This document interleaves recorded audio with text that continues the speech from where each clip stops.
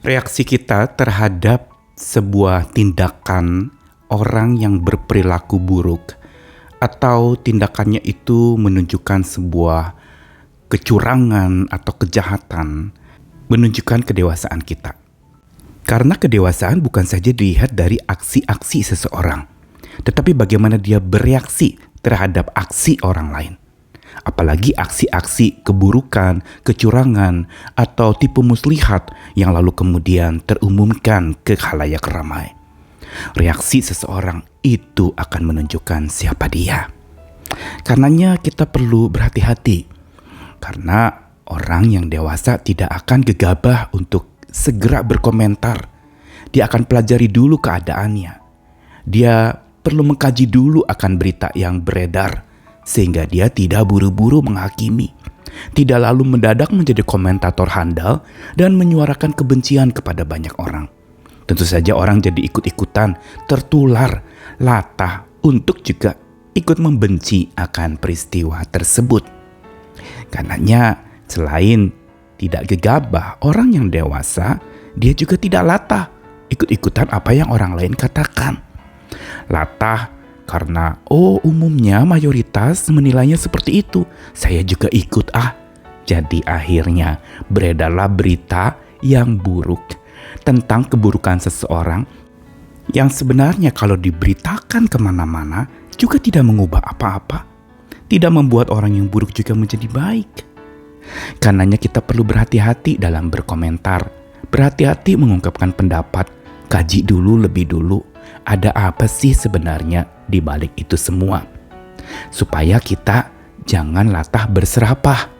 Lebih baik kita berbenah sambil berserah. Saya Nikolas Kurniawan menemani di dalam Sabda Tuhan yang menyapa hari ini. Pertama dari Mazmur 59 ayat 12-13. Karena dosa mulut mereka adalah perkataan bibirnya, biarlah mereka tertangkap dalam kecongkakannya. Oleh karena sumpah serapah dan dusta yang mereka ceritakan, habisilah mereka dengan geram, habisilah sehingga mereka tidak ada lagi, supaya mereka sadar bahwa Allah memerintah di antara keturunan Yakub sampai ke ujung bumi. Lalu satu lagi adalah dari Yesaya 24 ayat 4-6. Bumi berkabung dan layu, ya, dunia merana dan layu, langit dan bumi merana bersama. Bumi cemar karena penduduknya, sebab mereka melanggar undang-undang, mengubah ketetapan dan mengingkari perjanjian abadi. Sebab itu sumpah serapah akan memakan bumi, dan penduduknya akan mendapat hukuman. Sebab itu penduduk bumi akan hangus lenyap, dan manusia akan tinggal sedikit. Dua bagian sabda Tuhan ini mengingatkan kepada setiap kita, semua orang, tentang dosa mulut, tentang dosa perkataan.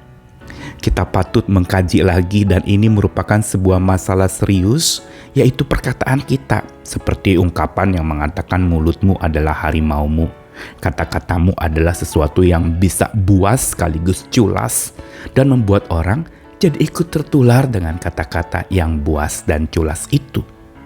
Karenanya sabda Tuhan hari ini mengingatkan kepada kita untuk supaya hati-hati. Di dalam kitab Mazmur tadi, dosa mulut mereka adalah perkataan bibirnya dan tertangkap dalam kecongkakannya. Perhatikan ini tentang gegabah orang yang lalu berserapah, mengungkapkan akan kutukan-kutukannya terhadap sebuah peristiwa, padahal siapa orang yang tidak bersalah. Justru disinilah kita perlu untuk belajar menjadi dewasa dalam menyikapi segala sesuatu. Dan jelas sabda Tuhan mengingatkan, habisilah mereka yang berserapah itu dalam geram, habisilah supaya mereka tidak ada lagi. Tuhan tegas mengingatkan, karena apa? Mereka tidak sadar bahwa Allah memerintah. Allah lah yang paling patut untuk menghakimi, jadi pemerintah utama. Bukan amarah dan kebencian serta perasaan kita yang memerintah, tetapi bagaimana biarlah Tuhan yang memandu semuanya, mengadili segala kecongkakan dan kecurangan manusia.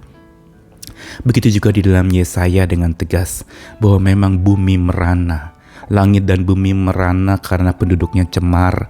Mereka melanggar, mereka mengubah ketetapan, mengingkari perjanjian abadi dengan Tuhan, dan sumpah serapah memakan bumi. menghanguskan, dan dikatakan bahwa penduduk bumi akan hangus lenyap dan manusia akan tinggal sedikit.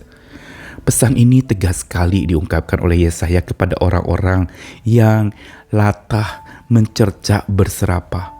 Karena memang latah mencerca berserapah tidak akan ubah apa-apa. Bukankah lebih baik ketika kita melihat satu kecurangan, ayo berbenah sambil berkaca dan berserah kepada Tuhan Sang Hakim Adil itu yang lebih tahu segalanya. Kita memang tidak mengerti sebenarnya kenapa ini terjadi, ada apa di balik ini. Kita patut peka untuk melihat sebenarnya ada apa. Dan tentu saja itu patut dipandu oleh hikmat dan bijaksana yang dari Tuhan. Mari kita belajar dan menjaga mulut kita, mengawasi lidah bibir kita, supaya apa yang kita lontarkan itu justru tidak menjadi sebuah kebohongan, juga tidak menjadi sebuah luka, dan tidak membuat orang juga ikut-ikutan membenci atau mengecam. Tapi biarlah suara cinta kasih dan keadilan yang kita sampaikan dengan bijaksana tentunya. Karena dengan demikian kita menyerahkan segala sesuatunya kepada Tuhan Sang Hakim Adil yang sanggup menghukum mereka yang bersalah dengan caranya yang ajaib. Mari jangan latah berserapah. Ayo berbenah sambil berserah dan juga sambil berkaca di hadapan Tuhan Sang Hakim Adil yang tahu segalanya. Karenanya, daripada mencerca, lebih baik berkaca diri. Daripada berserapah, lebih baik berbenah dan berserah kepada Tuhan yang Maha Memerintah. Selamat bertumbuh menjadi makin dewasa. Amin.